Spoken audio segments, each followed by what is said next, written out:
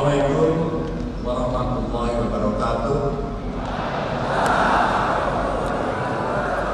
Selamat sore, salam sejahtera untuk kita semua. Om Swastiastu, Namo Buddhaya, Rahayu. Salam Pancasila. Merdeka, merdeka, merdeka.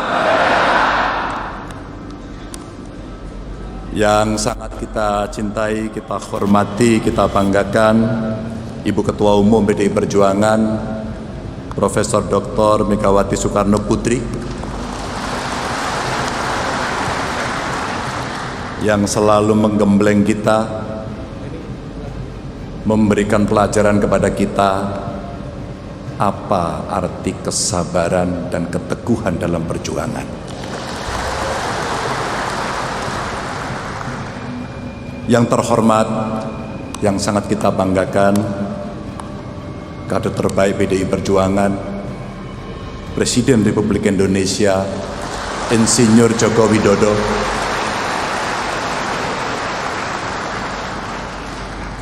Buat saya pribadi, beliau adalah mentor yang telah memberikan banyak sekali pelajaran sehingga kami mendapatkan banyak ruang untuk bisa belajar. Terima kasih Pak Presiden. Yang kami hormati Bapak Wakil Presiden, Bapak Kiai Haji Ma'ruf Amin, terima kasih sudah hadir. Ketua DPR RI Mbak Puan Maharani, terima kasih. Tentu beserta seluruh jajaran DPP PDI Perjuangan, Pak Sekjen Mas Prananda. Rakernas menjadi makin lengkap dan merasa terhormat karena hadir para ketua umum partai. Dari Ketua Umum P3 Pak Mardiono, terima kasih. Pak Haritanu, terima kasih sudah hadir. Pak Usman Sabtaudang, terima kasih. Dan kita juga merasa terhormat karena banyak sekali anggota kabinet yang hadir. Dari kementerian, terima kasih. Dari lembaga yang saya minta maaf tidak bisa menyebut satu persatu. Dan tentu 3 pilar partai. Dari eksekutif, legislatif, struktural, dan wabil khusus para petani dan nelayan yang ikut bersama kita dalam Rakernas ini. Rakernas yang keempat PDI Perjuangan ini sangat luar biasa.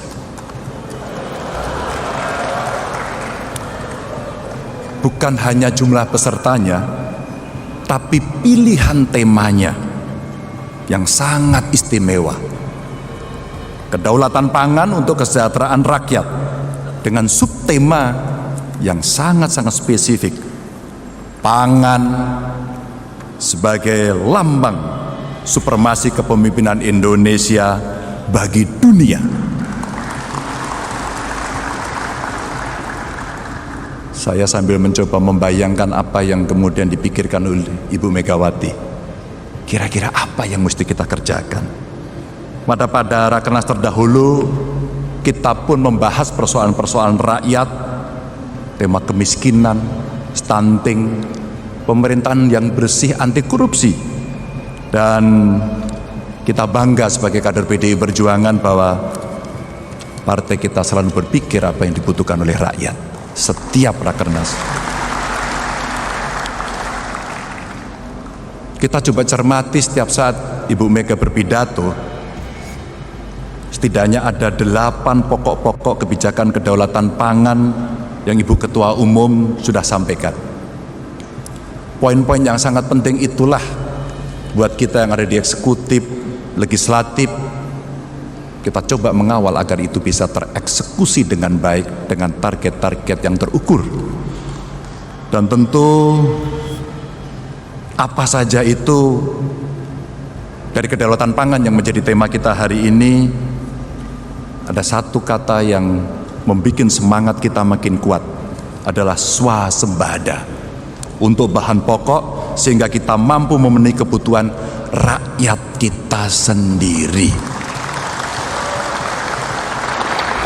Tentu saja itu tidak bisa menggelinding apa adanya, begitu saja, karena butuh hadirnya negara untuk bisa memastikan petani dan nelayan menjadi tuan rumah di negerinya sendiri untuk mengurus pangan ini. Tentu hadirnya juga tidak tiba-tiba, hadirnya juga tidak menggelinding begitu saja. Ada beberapa poin yang coba kita catat. Yang pertama, bagaimana kita menggenjot riset dan tentu saja teknologi pertanian yang hari ini sudah saatnya menuju teknologi pertanian tingkat tinggi, high tech. Tentu ada politik tata ruang yang harus bisa memastikan seperti pesan Ibu tadi, bahwa lahan subur tidak boleh dialihfungsikan. Saya senang ini disampaikan oleh Ibu Ketua Umum untuk mengingatkan kita bersama. Ketika penugasan saya di DPR berjalan, saya ikut membahas undang-undang lahan pertanian pangan berkelanjutan. Tinggal bagaimana kita mengeksekusi, karena di ruangan ini ada dari eksekutif, baik dari pusat maupun daerah, yang berkewajiban untuk melaksanakan undang-undang ini. Dan tentu saja kebijakan fiskal untuk memberikan stimulus bagi inovasi peningkatan produksi nasional, termasuk penerapan teknologi terapan pertanian dan pembangunan yang masif infrastruktur pertanian serta sarana produksi pertanian. Dan kita bisa belajar dari manapun, kita bisa berkolaborasi dari manapun. Tadi sudah kita lihat, Ibu Ketua Umum, hasil riset-riset BRIN yang sebenarnya sudah bisa dilakukan hilirisasi untuk bisa kita lakukan terapan. Karena dari anak bangsa sudah bisa menunjukkan karya-karyanya, tinggal kita memastikan untuk bisa menggunakan itu. Dan tentu saja hal yang penting dan dasar untuk menyejahterakan wong cilik adalah melalui pangan dan melalui makanan, tidak ada yang lain. Tentu saja nanti varian yang banyak akan menjadi dukungan, karena ini yang paling pokok. Apabila kita bisa meningkatkan sektor pangan Indonesia untuk kesejahteraan rakyat, maka kita akan mampu membawa Indonesia lebih berjaya, dan tadi pesannya adalah makin berdikari dan berdaulat. Tentu selaku kader PDI Perjuangan, kita selalu diingatkan bagaimana pentingnya untuk membumikan ideologi pembebasan yang dilakukan oleh Bung Karno, ideologi yang berangkat dari tekad untuk membebaskan diri dari segala bentuk penjajahan, baik dari sisi politik, ekonomi, sosial, budaya. Dan Rakernas ini mencoba untuk merumuskan agar kita punya kemandirian itu. Bapak Ibu hadirin yang sangat saya hormati, Bapak Presiden, Ibu Ketua Umum, politik pangan sangatlah penting dan ia menyentuh hampir seluruh aspek kehidupan dan berimplikasi penting terhadap kesehatan. Tentu bagaimana kita mencerdaskan kehidupan bangsa mulai dari gizi yang cukup. Maka kalaulah Rakernas sebelumnya kita bicara stunting, karena politik kesehatan kita inilah yang akan memberikan investasi besar nantinya kepada anak-anak bangsa generasi masa depan. Dengan berpihak pada petani dan nelayan, maka kita akan mempercepat Indonesia yang berdikari di bidang pangan, dan sudah saatnya sawah-sawah menjadi hamparan kesejahteraan dan laut menjadi samudera kemakmuran. Dan Ibu Ketua Umum, hadirin yang saya hormati, Bapak Presiden, kita bisa melihat Rakernas keempat ini dilengkapi dengan pameran pangan, sekaligus menjadi ajang untuk menyampaikan gagasan akan masa depan Indonesia, di mana pangan perlu menjadi nafas kehidupan bangsa. Peningkatan nilai pangan Indonesia sendiri tidak bisa hanya dilakukan dengan memperbaiki satu aspek saja, pasti tidak akan cukup. Dan dari hulu sampai hilir mesti kita yakini bisa kita kelola. Kita harus melakukan transformasi dan tentu saja akselerasi untuk meningkatkan nilai pangan yang dimiliki oleh tanah air kita. Kita bisa melihat bagaimana dengan segala semangat Pak Jokowi dan dukungan seluruh kabinet, setidaknya kita akan memiliki 61 bendungan yang memberikan sumbangsih yang sangat besar pada kemajuan pangan kita.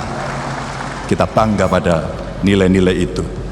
Meskipun demikian, kita masih harus memberikan perhatian karena ada PR, di mana berbagai persoalan yang terjadi muncul karena sekitar 650.000 hektar sawah menyusut tiap tahun, dan 65% sawah irigasi menjadi tidak subur.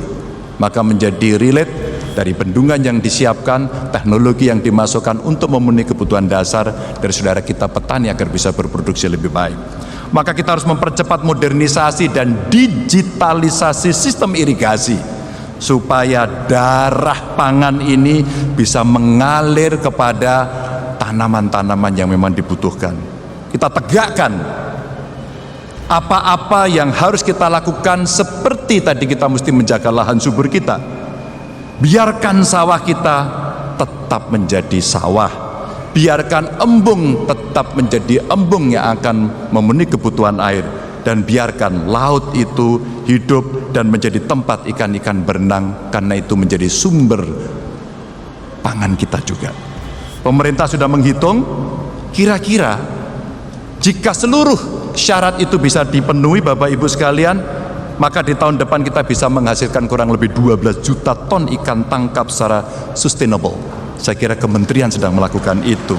Artinya kita akan dapat minimal mempertahankan atau kita akan meningkatkan. Betapa di depan mata kita punya kekayaan yang luar biasa, dan di tahun-tahun berikutnya angka itu akan bisa berkembang bahkan lebih. Tinggal bagaimana kita menjaganya melalui pengawasan yang real di lapangan, melalui penegakan hukum, melalui penangkapan yang terukur, melalui modernisasi budidaya perikanan, serta perbaikan sistem apa yang ada, termasuk akses permodalan, termasuk efisiensi distribusi logistik dalam logistik manajemen.